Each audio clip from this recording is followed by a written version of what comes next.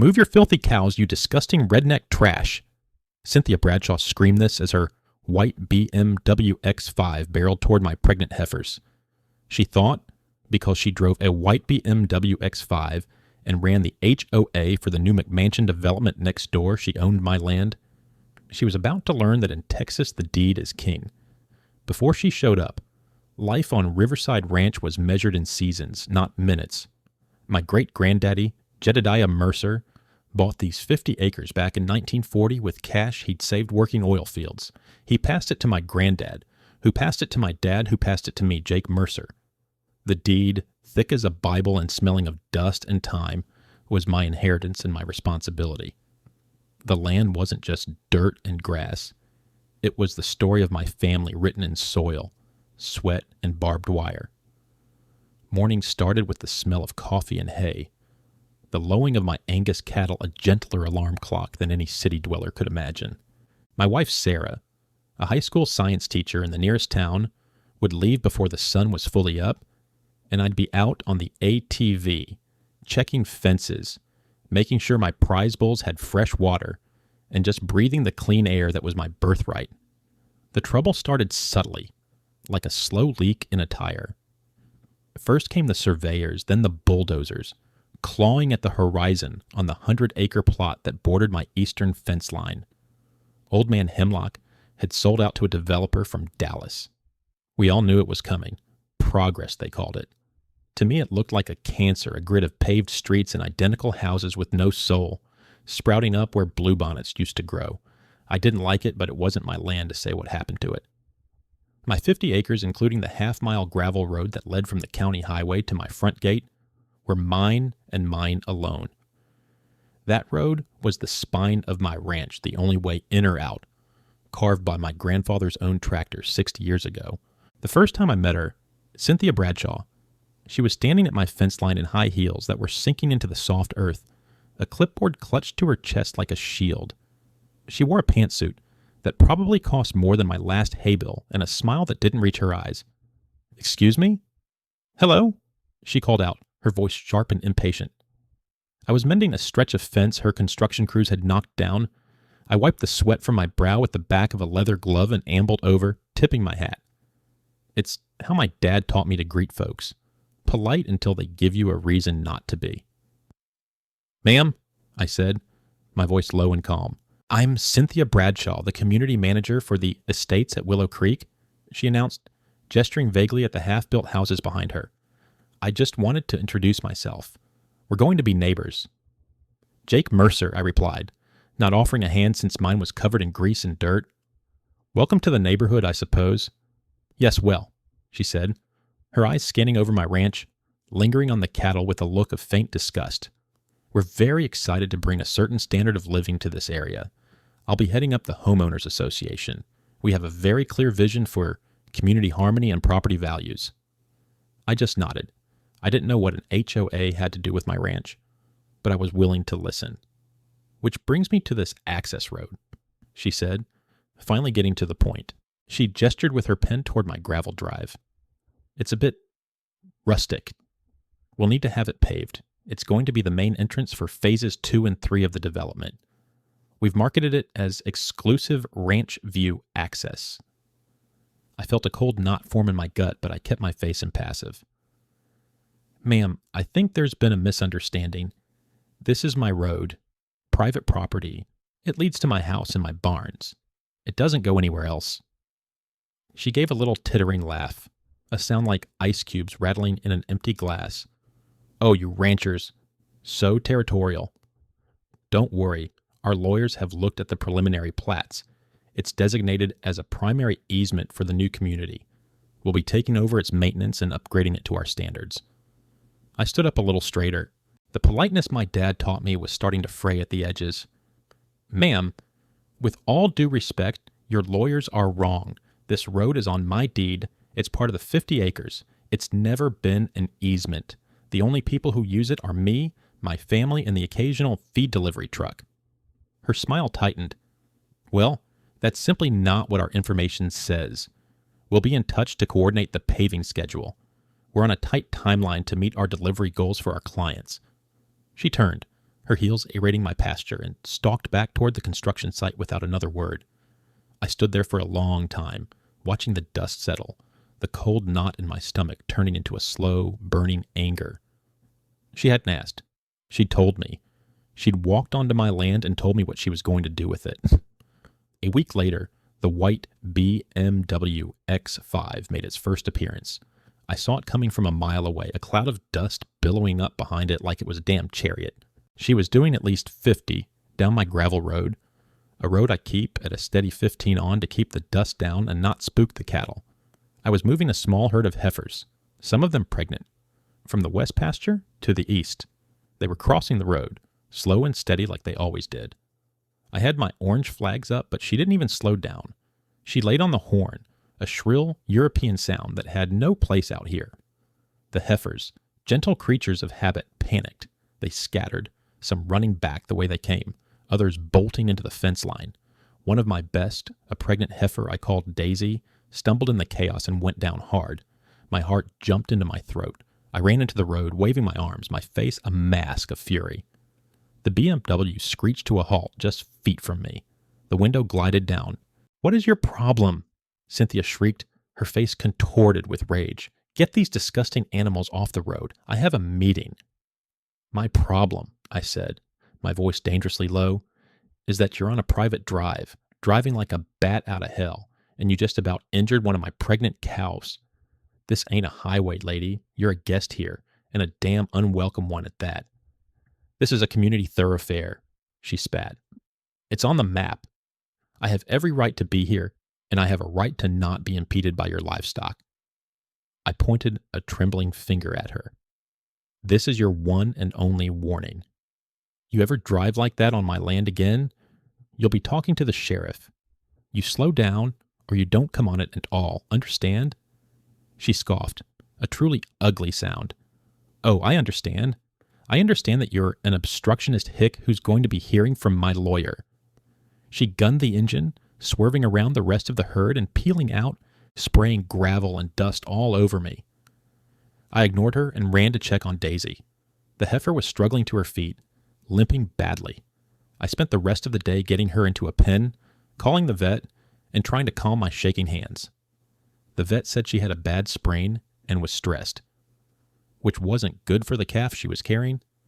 The bill was $400. The rage in my chest was priceless. That night, I told Sarah what happened. She put her hand on my arm, her touch a familiar comfort. "Jake, this woman sounds like a nightmare." "She's more than that," I said, staring out the window at the dark outline of the hills. "She thinks she can just take what's mine." "What are you going to do?" she asked. "I'm going to lock the gate," I said. "The one down by the highway. It's been open for 20 years, but times have changed." The next morning, I drove down to the entrance of my road. The gate was heavy-duty steel, installed by my dad more for keeping cattle in than people out. I hadn't used the lock in decades.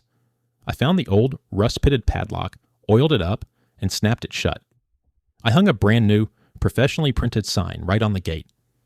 It read, in big, bold letters, "Private property, Riverside Ranch. No trespassing. Violators will be prosecuted." I felt a small measure of satisfaction. Let her lawyers deal with a locked gate. That satisfaction lasted exactly one day. I drove down the next morning to check on it, and my heart sank. The gate was swinging wide open. The sign was gone, and the thick, hardened steel shackle of my padlock had been cut clean through, likely with a pair of bolt cutters. Tire tracks from her BMW were pressed into the dirt, a clear "up yours" written on my land. She hadn't just trespassed. She committed criminal destruction of property. I took a picture of the cut lock with my phone, then another of the tire tracks. I knew right then this was going to get a whole lot uglier. The polite warnings were over. The time for tipping my hat was done. This woman had declared war on my home, on my livelihood, on my family's legacy, and I was going to finish it.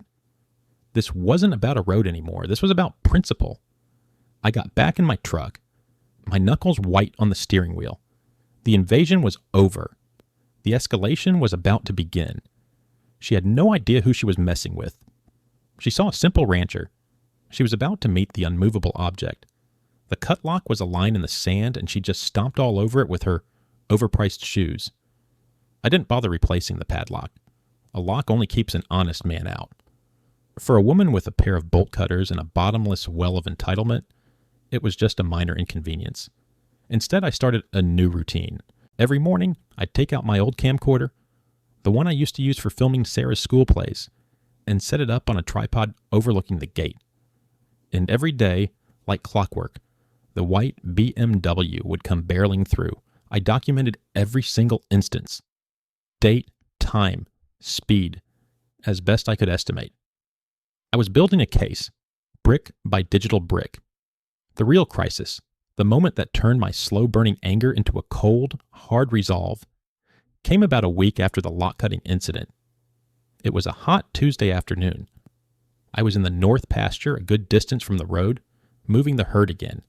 This time, I was moving my most valuable assets, my 3 prize-winning Angus bulls, Black Gold, Titan, and Old Jed.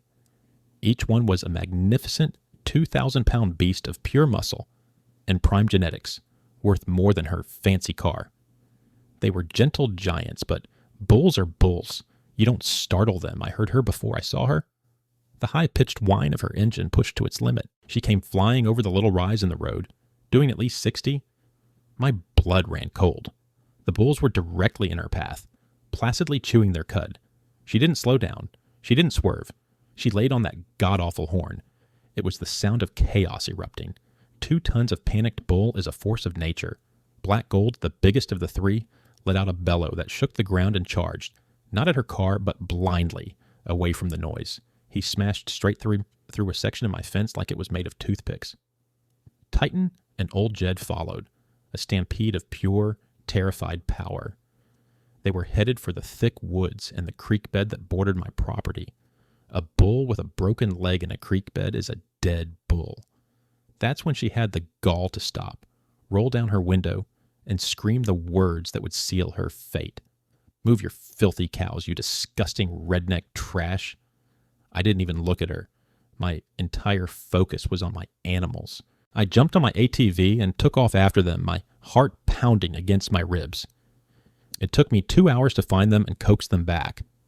By some miracle, none of them had broken a leg, but Black Gold had a deep gash on his shoulder from the broken fence wire, and all 3 of them were spooked so bad it would take weeks to settle them down. The vet visit for the stitches and antibiotics was another $600. When I finally got back to the house that evening, covered in mud, sweat, and a little bit of bull blood, I walked straight past Sarah, went to my office, and locked the door. I pulled out the deed. I pulled out my grandfather's hand-drawn survey from 1955. I pulled out the official county survey from 1982 when my dad had the property lines reassessed. The road was mine. It was an artery, running through the heart of my land. There was no easement, no right-of-way, no ambiguity. I opened the door. Sarah was standing there with a glass of iced tea, her face etched with worry. "Are you okay?" I took a long drink, the cold liquid doing little to cool the fire in my belly. "No more out," I said, my voice raspy. "That was the last time. This ends now." She looked at me, really looked at me, and saw the shift in my eyes. The worry was replaced by a quiet resolve. "You're planning something," she said. It wasn't a question. "Good." My first official act was to call the sheriff's department. I filed a report for trespassing and destruction of property for the cut lock.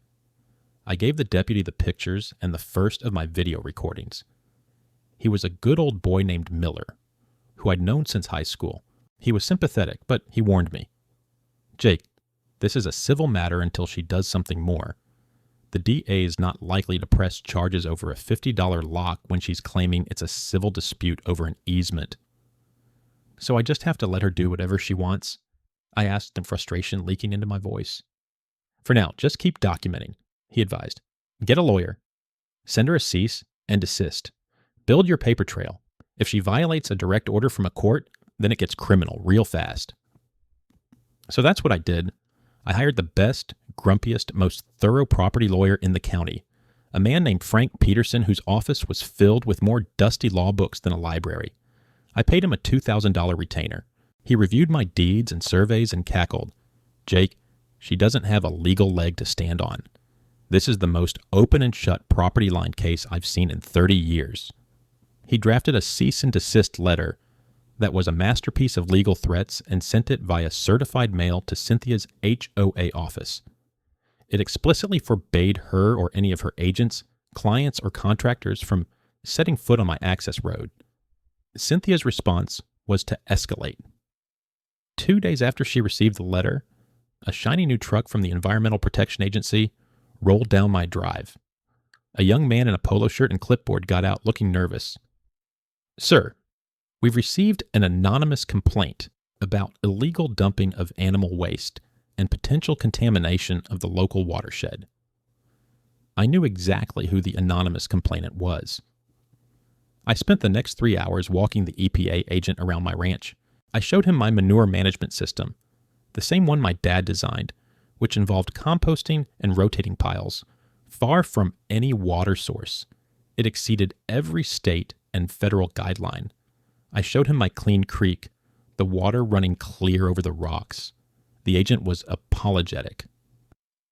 Sir, your operation is immaculate, one of the best I've seen. I'm sorry to have wasted your time. We have to follow up on every complaint, you know. I got him to sign a copy of his report, stating my ranch was in full compliance. That went into the file. A week later, it was the county health department. Another anonymous tip. This one claimed I was leaving dead animals to rot on my property, creating a public health hazard. This time, a stern-looking woman showed up. I gave her the same tour. I explained that in ranching, you sometimes lose an animal. When that happened, the carcass was buried deep, per regulations, in a designated corner of the property. There were no rotting animals. She too left with an apology and a clean report, a copy of which went right into my growing file. Then came animal control, responding to a complaint of animal cruelty. This one stung the most. My animals were my life. The officer, a young woman who clearly loved animals, took one look at my healthy, well-fed cattle grazing peacefully in lush pasture and knew the call was bogus. I showed her my spotless barns, my feed records, my vet bills, including the recent ones for Daisy and Black Gold, explaining exactly how they'd been injured. Her face hardened when I told her about Cynthia. She made a note of it in her report. Another clean inspection for my file. Each visit was a disruption. Each one was a calculated attempt to harass me, to bury me in bureaucracy and tie up my time. But with each dismissed complaint, my case grew stronger. Her harassment was creating a paper trail of its own, a record of baseless accusations. Just when I thought she couldn't sink any lower, I was served. A process server, a kid who looked barely out of his teens, showed up at my door and handed me a thick envelope. I was being sued. Cynthia Bradshaw and the estates at Willow Creek HOA were suing me in civil court for blocking public access to a designated community easement, seeking an injunction to force me to remove the gate and allow them unrestricted use of the road. My lawyer, Frank, just laughed when I brought him the papers. "This is fantastic," he boomed. "She's just handed us the keys to the kingdom. Discovery is going to be a treasure trove. We'll get her financials, her development plans, her sales contracts. She's opened herself wide up." But the final piece of the puzzle, the one that turned my defensive strategy into an offensive one, didn't come from a lawyer. It came from Eddie, our mailman. Eddie had been delivering mail on this route for 30 years. He'd known my dad. He was a fixture, a friendly face who always had a biscuit for my dog Buster. One afternoon, he pulled up as I was checking the mailbox. He handed me the usual stack of bills and flyers, but he lingered, his expression troubled. He leaned out the window of his little white truck. "Jake," he said, his voice low, "I probably shouldn't be telling you this, but what that woman is doing ain't right." "What's that, Eddie?" I asked. He glanced back toward the new development. "She's been getting these glossy brochures. I see them in the mailboxes of the folks who've bought in. And I deliver her mail too. The bank notices, the loan statements, they're all past due." My ears perked up. "What about the brochures?" Eddie leaned closer. She's promising them access, he whispered, as if the wind might carry the words to her. The main selling point in all her literature is exclusive private ranch access to the new homes. She's got maps in there showing your road as the grand entrance to the whole damn place. She's selling your road as an amenity, Jake. That was it.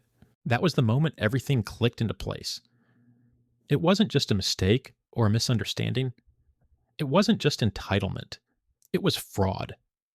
She wasn't just trying to take my road. She had already sold it over and over again to her unsuspecting buyers. Her entire financial future was built on a foundation of lies, and that foundation was my private property. The late notices Eddie mentioned were the final nail. She was desperate. She hadn't just bet the farm, she'd bet my farm, and she was about to lose. Thanks, Eddie, I said, my voice grim. You have no idea how much that helps. He just nodded. Just watch your back, Jake. A cornered snake is a dangerous snake. Eddie was right. The next week, the local news van pulled up. A reporter with perfect hair and a microphone ambushed me as I was loading feed. Cynthia was with them, standing off to the side, looking sad and concerned. She'd launched a media smear campaign. Sir, the reporter began, Cynthia Bradshaw here says you're illegally blockading the only access road to a new community, holding families hostage, and refusing to cooperate with a reasonable development plan. What do you have to say? Cynthia chimed in, her voice dripping with fake sympathy. We've tried to be neighborly, she said to the camera. We've offered to maintain the road, to improve it for everyone. But Mr. Mercer here seems to believe he's above the community. It's a shame. All these families who just want to live their dream are being blocked by one stubborn man. I looked straight into the camera, my face calm. I'd been preparing for this. This is private property, I said, holding up a copy of my deed.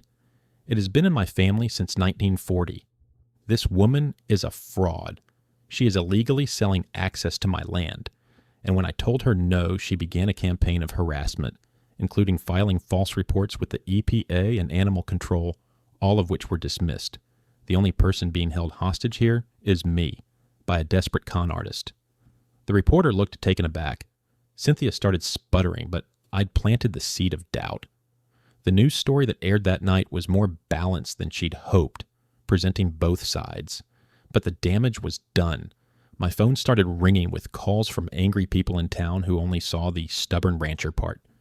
That night, sitting in my office surrounded by my mountain of evidence, the videos, the clean inspection reports, the threatening lawsuit, the knowledge of her fraud from Eddie, I knew a cease and desist and a counterclaim weren't enough. Winning in court in a year would be too late. She was destroying my peace, my reputation, and my livelihood right now. She was fighting a war of attrition, hoping to bleed me dry or wear me down. I needed to end it. Not just win, end it. I needed a solution as solid and unmovable as my claim to the land itself. She respected nothing. Not locks, not laws, not lawyers.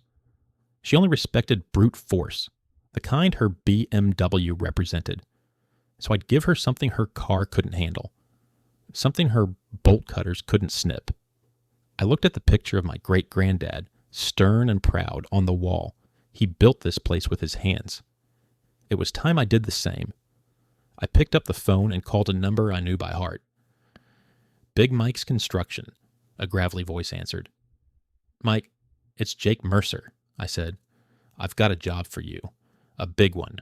I need a wall. And that is how I decided to spend $52,000 on concrete just to watch her life fall apart. If you've ever had to go to extreme lengths to deal with an entitled neighbor, you know the feeling. It's a mix of frustration and righteous anger. If you're enjoying the story of concrete justice, do me a favor and smash that like button. Subscribe for more stories from the ranch because this is far from over. I want to hear your stories too. Tell me about the worst neighbor you've ever had in the comments below. A wall? Big Mike repeated, his voice crackling over the phone. I could practically hear him spit a stream of tobacco juice. What kind of wall we talking about, Jake? A little decorative rock thing. No, Mike, I said, looking out my office window at the gravel road that had become a battlefield. I'm talking about a real wall, 12 feet high, steel-reinforced concrete. I want it to run the entire width of my property line where it meets the county highway, and I want a gate in it so solid that a truck hitting it would lose. Not the gate. There was a moment of silence on the line, then a low whistle. Son, that's not a wall. That's a fortress. That's a keep the zombies out kind of wall. What in the hell is going on over there? I gave him the short version. The speeding BMW, the cutlock, the spooked cattle, the fraudulent claims, the lawsuit. Mike was old school Texas, just like me. He hated bullies and entitled city slickers more than he hated bad weather. By the time I was done, I could feel his anger radiating through the phone. That slick-haired, Beamer driving witch, he growled. All right, Jake, I'm in. Consider it a public service. When do you want to start? Here's the tricky part, Mike. It has to be fast, and it has to be timed perfectly. She's got a big open house weekend coming up. Banners are all over town. It's in 2 weeks. I want the wall to be finished by the time her first potential buyer shows up that Saturday morning. Mike let out a deep belly laugh. Oh, that's just beautiful. That's poetry is what that is. It'll be tight, but for you and for the chance to see the look on her face, my boys will work around the clock. First thing you got to do is get your permit. Don't give her any legal ammo. He was right. The next morning, I was at the county clerk's office, not for deeds this time, but for permits. I didn't file for a simple fence permit. I filed for an agricultural security barrier. It was a specific classification usually used for things like feedlots or quarantine pens, designed to provide enhanced security and biosecurity for a farming operation. Given the recent anonymous complaints about my herd's health and the documented trespassing, it was perfectly justifiable. It was also, conveniently, subject to far fewer aesthetic regulations and HOA meddling than a standard residential fence. The clerk, a woman who'd known my family for years, stamped it without a second glance. The permit was approved in 48 hours. The 2 weeks leading up to the construction were a blur of quiet preparation.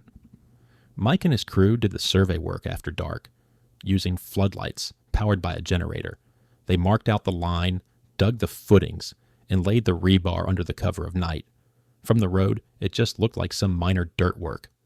Cynthia was too busy planning her big event to pay much attention. Her smugness had grown since the TV interview. She drove down my road even faster now, as if daring me to do something. I just sat on my porch, sipping my coffee, and filming. I had 47 time-stamped videos saved to a hard drive.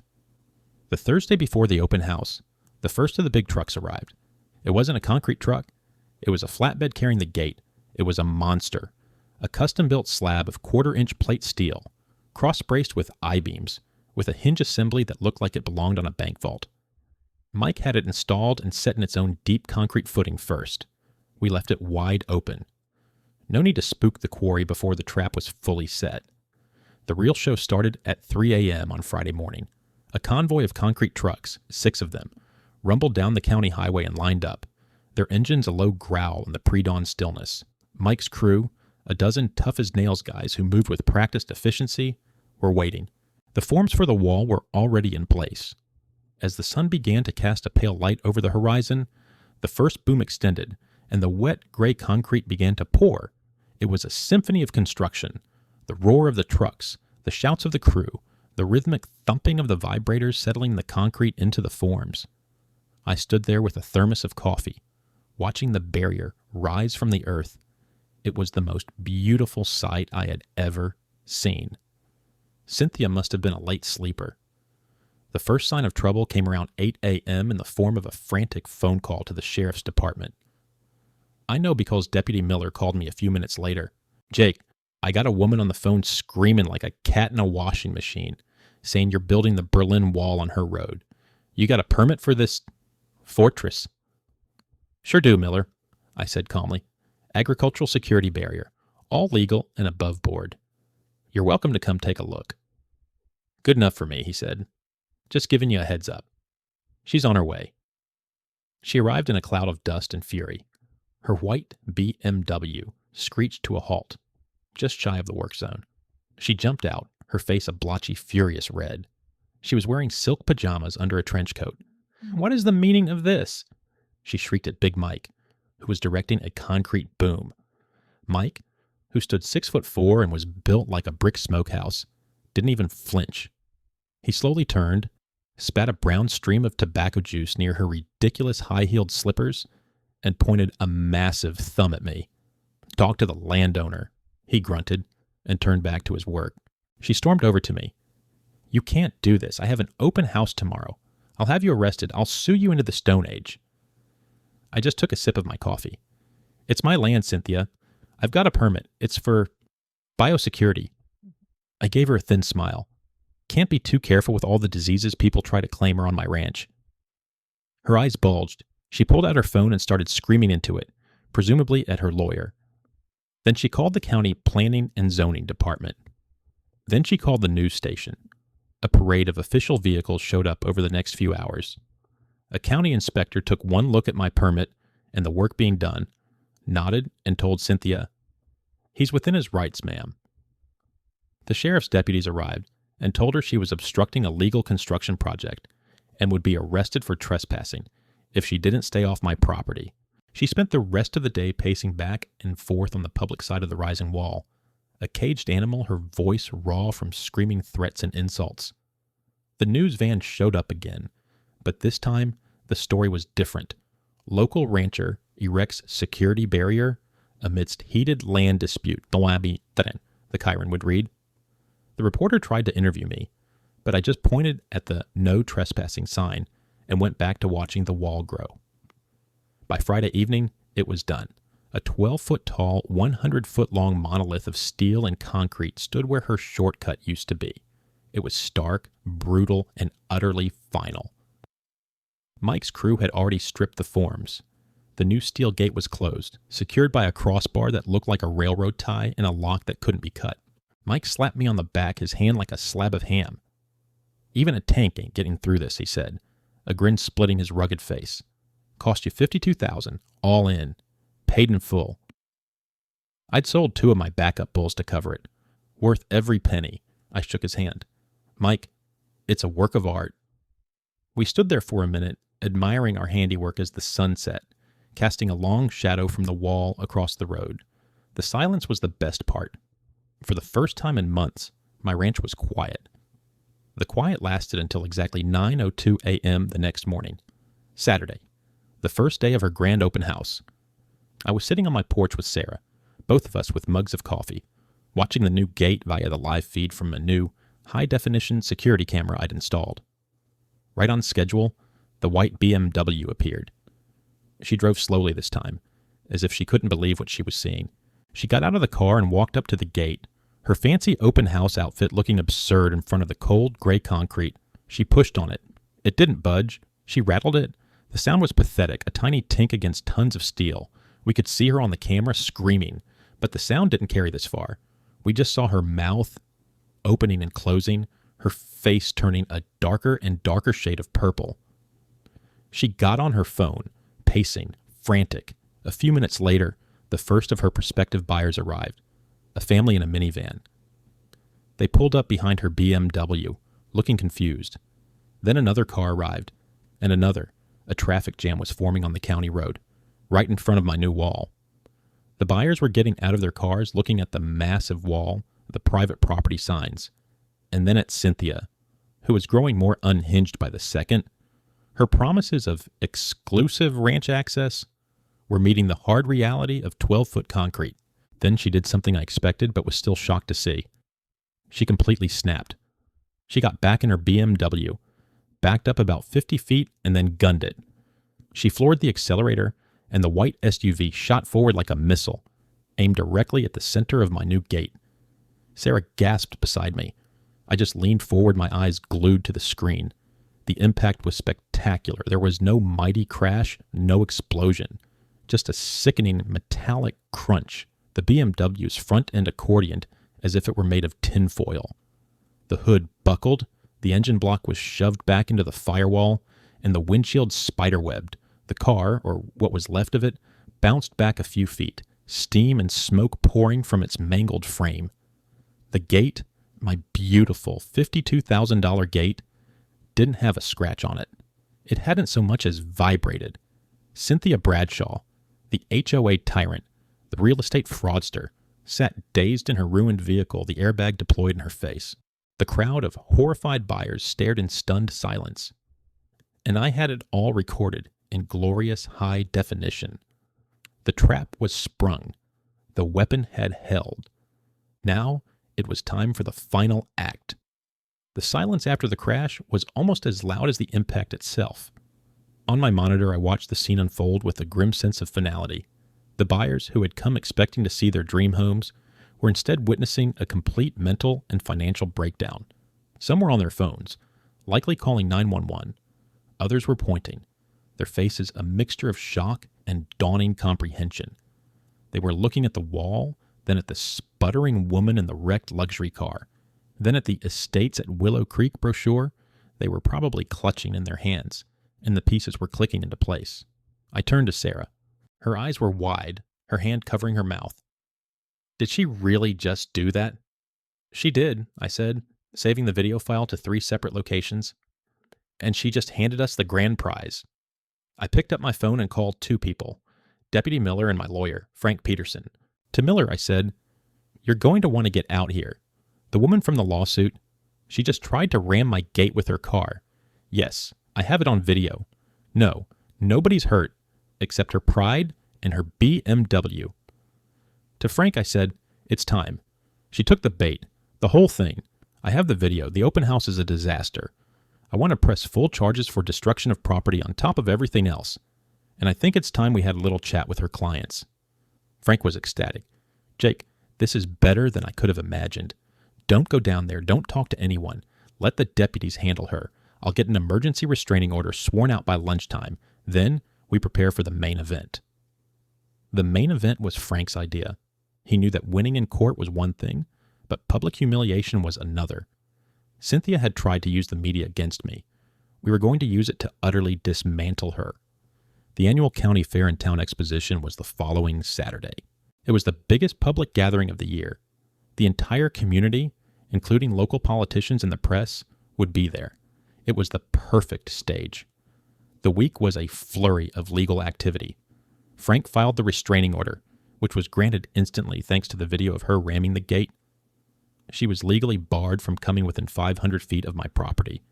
He also filed a massive counterclaim against her and her HOA for fraud, harassment, damages to my business, and about a dozen other things. He subpoenaed her financial records and the sales contracts for the estates at Willow Creek. As he predicted, they were a gold mine.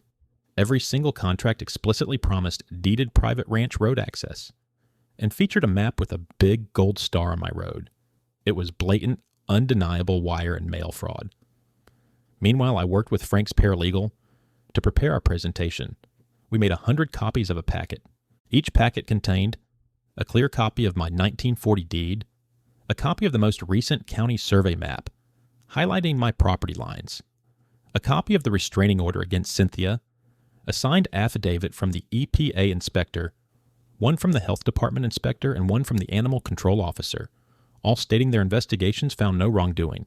The pièce de résistance was a single, high-quality color photograph, a still frame from the security video showing her BMW crumpled against my unblemished gate. Saturday arrived, bright and clear. The fairgrounds were buzzing with people. The smell of cotton candy and grilled corn filled the air. The local news station that Cynthia had used for her smear piece was there, broadcasting live. We timed our arrival for just before the mayor's annual address at the Town Hall Pavilion. Frank and I found a spot near the stage. I was just a man in clean jeans and a pressed shirt, but Frank, in his rumpled suit and with a briefcase full of dynamite, looked like a man on a mission. We saw her from across the crowd. Cynthia. She was there, working the crowd, her arm in a sling from the accident. A pathetic bid for sympathy. She was talking to a group of the same buyers who had witnessed her meltdown. She was spinning some wild tale, probably about how I'd sabotaged her and how she was the victim. Her voice was strained, her smile brittle. She looked like a ghost at a feast. The mayor finished his speech about community and progress. As he was stepping down, Frank moved forward and stepped up to the microphone. Excuse me, folks, he boomed, his lawyer's voice carrying across the pavilion. If I could have your attention for just a moment. My name is Frank Peterson, and I am the attorney for Mr. Jake Mercer of the Riverside Ranch. A murmur went through the crowd. I saw Cynthia's head snap around, her face instantly pale. The news camera swiveled toward Frank. Many of you may have seen a news report recently or heard rumors about a land dispute involving my client and the developer of the estates at Willow Creek, Miss Cynthia Bradshaw. He continued, pointing a finger directly at her. She froze, a deer in the headlights. Ms. Bradshaw has been telling people, and more importantly, telling her customers that she has a right to the private road on Mr. Mercer's family ranch. She has been selling homes with the fraudulent promise of access to that road. Gasps and angry shouts erupted from the group of buyers standing near Cynthia. Ms. Bradshaw's claims are lies, Frank declared, and we have the proof. Jake, if you would. That was my cue. I stepped forward with 2 big cardboard boxes. I started handing out the packets we had prepared to the buyers, to the mayor, to the city council members, and especially to the news reporter, who took one with wide, hungry eyes.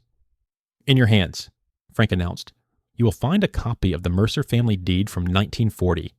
You will find the official county survey. You will find reports from multiple county and state agencies proving that the claims of misconduct Miss Bradshaw filed against Mr. Mercer were all baseless lies, part of a pattern of harassment. And you will find a court-issued restraining order forbidding Miss Bradshaw from coming near my client's property. He paused for dramatic effect, letting the information sink in. The crowd was silent now, everyone flipping through the pages. I saw the faces of the buyers changing from confusion to pure rage as they looked at the deed and then at the sales contracts in their hands. And finally, Frank said, his voice dropping to a low, damning tone, you will see a photograph. That photograph was taken last Saturday morning. It shows what happened when Ms. Bradshaw, in a fit of rage at being denied access to a road she never owned, attempted to use her vehicle as a battering ram against Mr. Mercer's new security gate. An act of criminal desperation. Cynthia, seeing her entire world collapsing in a public forum, finally broke. Lies, she shrieked, her voice cracking. He's a liar. He's trying to ruin me. That road is an easement. My lawyer said so. Right on cue, 2 figures emerged from the side of the pavilion, Deputy Miller and another uniformed officer. They walked calmly and purposefully through the stunned crowd directly towards Cynthia. Cynthia Bradshaw, Miller said, his voice calm but firm, cutting through her hysterics. You're under arrest for felony fraud, uttering a forged instrument, and felony destruction of property. The handcuffs clicked. The sound was deafening in the sudden silence. The cameras flashed, the news crew zeroing in on her tear-streaked, disbelieving face as she was read her rights.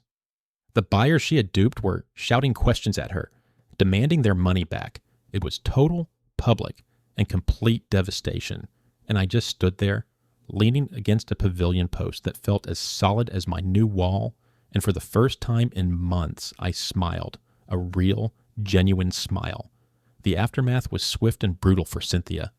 Her arrest at the county fair was the lead story on the evening news. Faced with the mountain of evidence, the fraudulent contracts, the videos, the testimony of over a dozen buyers, her case was hopeless. The HOA for the estates at Willow Creek dissolved. She declared bankruptcy from her jail cell, her mountain of debt from her divorce, and bad business deals finally burying her. The bank foreclosed on the entire development. She ended up taking a plea deal that saw her serve 2 years in state prison for fraud. Her BMW was sold for scrap. The new owners of the development, a more reputable company, had to start from scratch. They approached me, hat in hand, and respectfully asked to purchase a small corner of my land to build a proper, legal access road, one that didn't even come close to my home or barns. I sold it to them for a fair market price. They were polite, professional, and never once set a foot on my property without permission. Life on Riverside Ranch returned to normal, only better. The quiet was deeper. The air felt cleaner. The wall stood as a silent, gray monument at the end of my road. Some folks in town called it Jake's Folly. but those who knew the story called it the Wall of Justice. It was a $52,000 reminder that in Texas, a man's land is his kingdom, and the deed is the crown. Sarah and I would sometimes sit on the porch in the evenings watching the sun go down, and the only traffic we'd see on the road was my own truck. The cattle were calm. Black Gold's shoulder healed into a faint scar, a reminder of the battle we'd won. Daisy delivered a healthy calf, a little bull we named Justice. It was a peaceful life, the one my great-grandfather had envisioned, secured by a little bit of grit, a lot of patience, and 12 feet of solid concrete. They say good fences make good neighbors. But sometimes you need a 12-foot concrete wall to make a felon. If you enjoyed this pro-revenge, hit like and subscribe. Share this with anyone dealing with an HOA tyrant.